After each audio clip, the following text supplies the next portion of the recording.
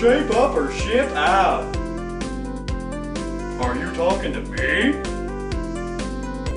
Why don't you tell that to Mr. Fist?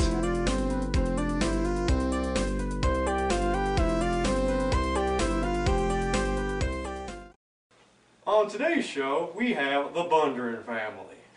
The Bundrens are a family who have recently undergone a terrible, terrible ordeal in burying their wife and mother, Addie.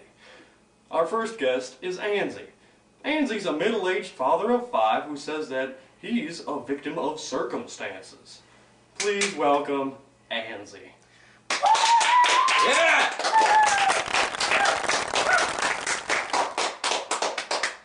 Thanks for joining us, Anzie.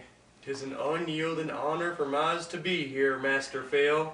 Now, Anzie, what can you tell us about your situation? Well, my situation is a sorry one indeed, Professor Phil. Never a man seen a plight quite like mine. I done my best. I laid my wife of many years down to rest, but the trials the good Lord has to offer have been many. And my 4 chillins. It says here 5 kids. My 5 chillins.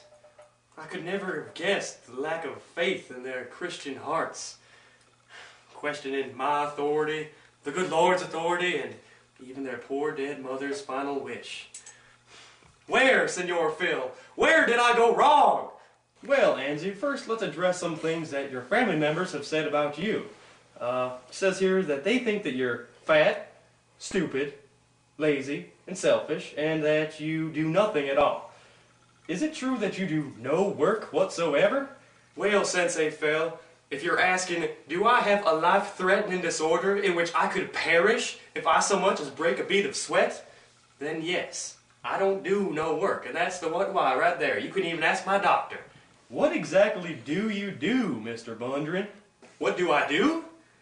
What do I do? Well, I lead a good Christian life like any other humble man on God's green earth, President Phil. That's what I do. Alright, Anzie, now we're going to bring out your eldest son, Cash. Please welcome Cash Bundren. Clap.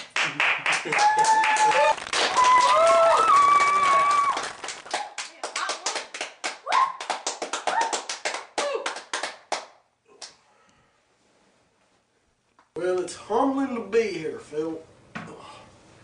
And Cash, how did you feel about this decision? Fine, I reckon. It don't bother me none. Our doctors say that you have no cartilage left in your knees, that you have 2 severely torn ligaments, and that the slightest force could break your leg again. Reckon that. It don't bother me none. It's no big deal. Oh, Cash, my boy. Well, let's talk about how you broke the knee, Cash. As your family attempted to ford the river with the coffin... Yes, sir. As we were crossing the river, me and my brothers were guiding the wagon. And I told them before we left that the coffin was a little cockeyed. And sure enough, that log came down a current and knocked my mama into the water. Sorry, that was a sight for sore eyes. So your dead mama was floating? Yes, and if it wasn't for Jewel, she'd be floating right now too. So when you broke your leg, how long was it before you actually received medical treatment? 12 or 13 nights, I reckon, but it didn't bother me none. Auntie, doctors say he could have bled to death.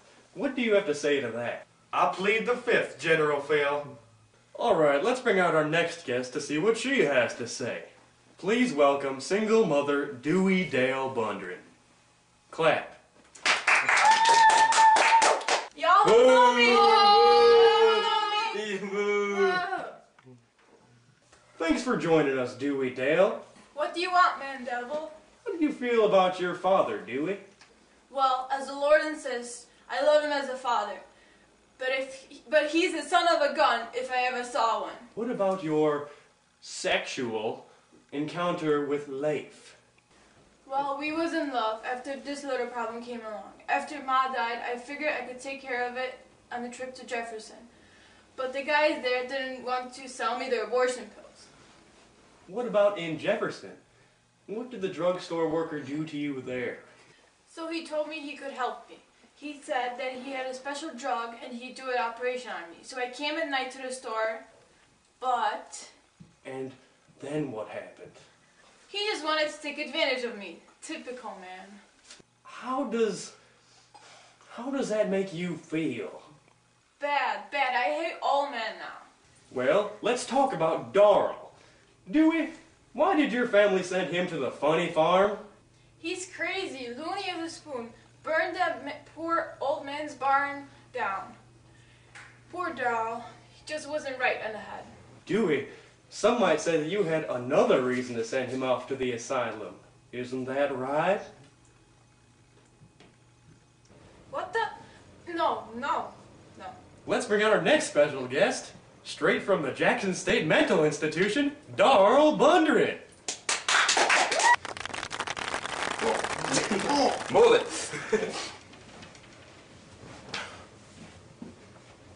Now, Darrell, what do you have to say to the people who say that you're kinda funny? Well, Phil, that is how it is. That's how it's going to be. That's how it was, and that is what is right now. I see. Interesting take on that. Well, how do you feel about the death of your mother? Phil, my mother no longer is. She was. So my mother was. Just like the dog here today is not the dog what was. Annie Bundren was, and will not be. But Jewel is mother, is Addie is. So I must be, yet, if I am, not emptied. Yet, I am, is. Phil, what are you? Is Dr. Phil. Interesting. If you are Dr. Phil, but not what was Dr. Phil, then what can be, what was, is, into, then, will be, has been. Okay, can we just bring up the next person? Let's see who we got here. Okay. The youngest Bundren, Vardaman Bundren. Please welcome him. Yeah. Yahoo!